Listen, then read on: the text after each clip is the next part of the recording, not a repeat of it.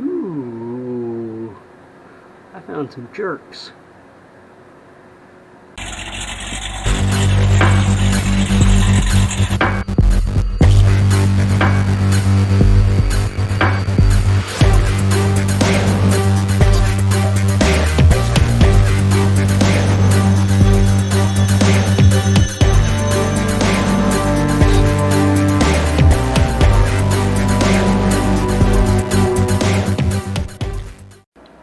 Okay, like you saw in the first little thing, got the work truck moved in. I'm starting to work on a couple little pieces so that I can get the engine out.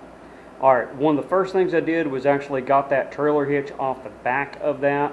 It's a good structural piece, but it stuck out and it wasn't removable like the more modern stuff that you'd buy at the store. So I'm going to go through and unbolt that first because, you know, it kind of sticks out. It's in the way of pushing the truck up in there. Had some trouble with that with a ram charger. Since it stuck out so far, I couldn't just get squared up on it, right? Then I'm just going to proceed to getting everything disconnected so I can get the engine out.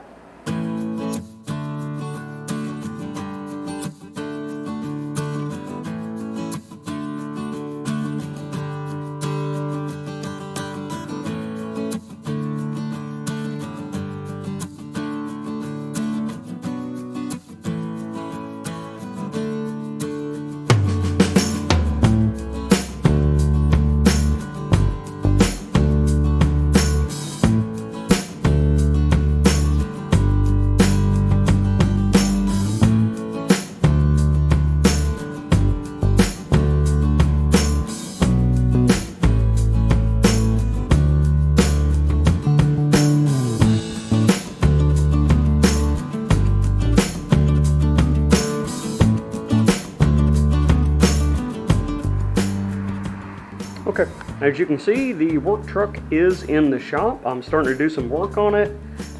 You know, it's an older rig. It's been around for a while. There's been a lot of just upkeep and stuff done to it. So I'm not going to show a whole lot of that. What I want to show you is whenever I put the next engine in, because this engine is coming out. I'm going to show you how to clean a lot of this stuff up. And you know, it looks a little bad right now because it hadn't been a running vehicle and it's just been a work truck.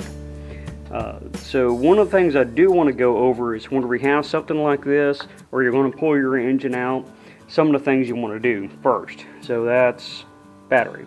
Hey, battery check.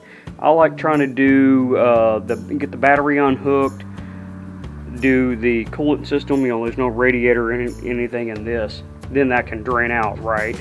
And then come in and start working on the rest of the electrical. Get all that unhooked, get your exhaust unhooked, and start working on engine mounts. On this one, it's carbureted, so I'm going to pull the carburetor off.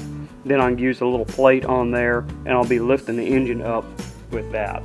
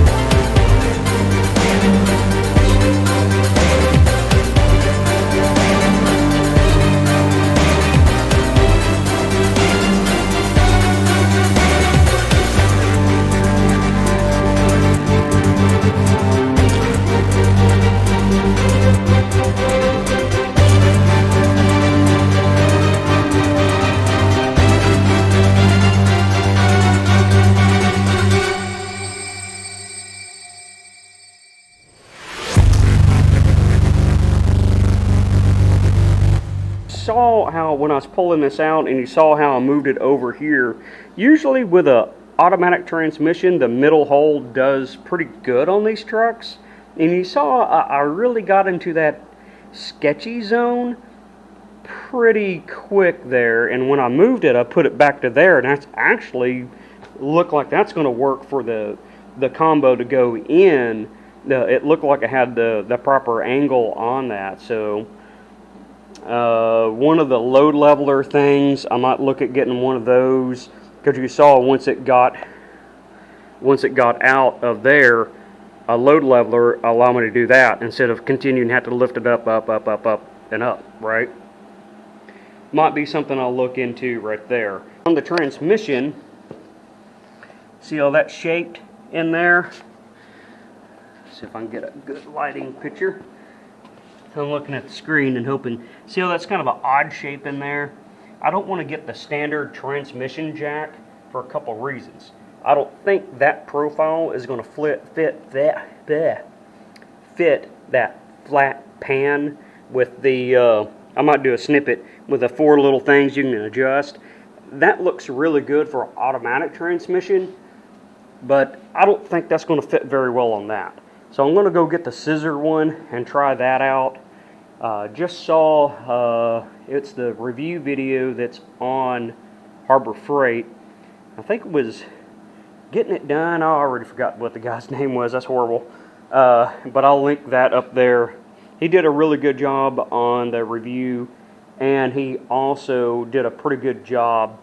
It looks like he has a lot of videos out there, product reviews, working on stuff, you know, doing the kind of things that I do and a lot of people I watch do.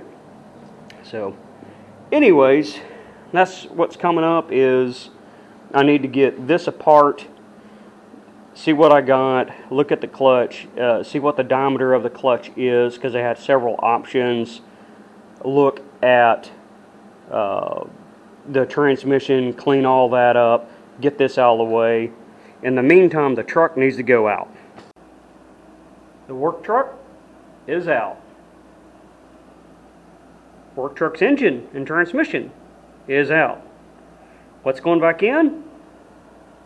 That right there.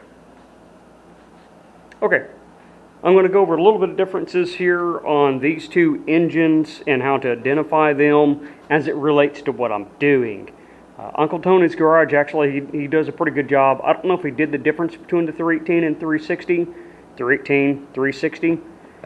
They are physically the same size, and if they were both in stock configuration, they would be easy to tell by different things like valve covers, exhaust manifolds.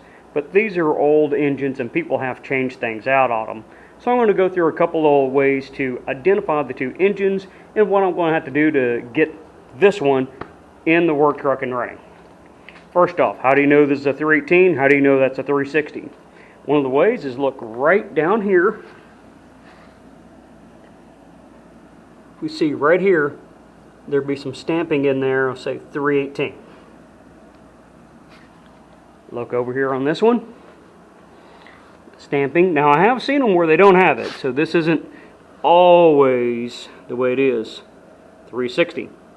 Yes, my paint that I put on there, the VHT rattle can paint, is already chipping and hanging around the engine. Another thing that you can do, for sure, always in there, is right here, all these little numbers here. Get to the end, what's it say? 360.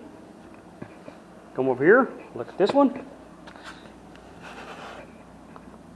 All the way to the end. In with dirt, extra dirt, 318.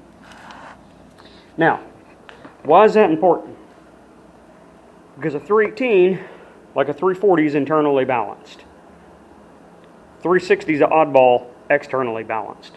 So for the Ford people who follow me, it's kind of like a 351 has a different ounce flywheel, blah, blah, blah, right? It's like that, but a little different, right? So that means this takes a different flywheel and it takes a different harmonic damper. Whether it be a manual flywheel or an automatic flywheel, that's different and the damper's different. So, if I'm going to take this right here, 4-speed granny, and put it on that engine right there, then I will need a flywheel because I cannot use the 318 flywheel, right? The clutch is the same thing. They didn't have any balancing on that. So I've already ordered my flywheel.